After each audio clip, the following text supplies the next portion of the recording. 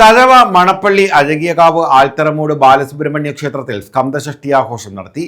നിരവധി ഭക്തർ ചടങ്ങുകളിൽ പങ്കെടുത്തു.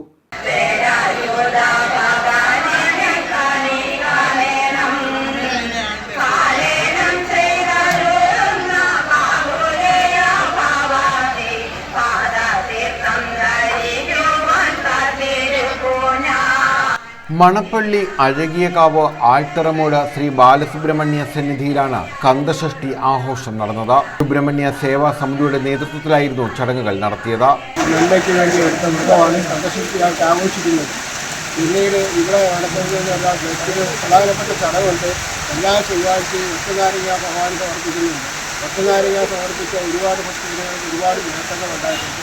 6 ചൊവ്വാഴ്ച നാണയവും മുരുകൻ്റെ അടുത്ത് പ്രാർത്ഥിച്ചപ്പോൾ ഒരു കുട്ടികളുണ്ടായി.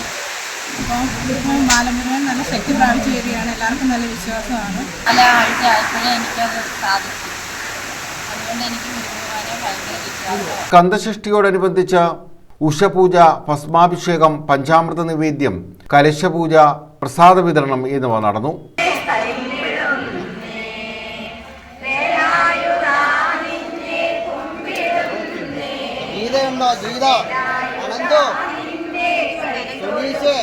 News bureau, Thazhava.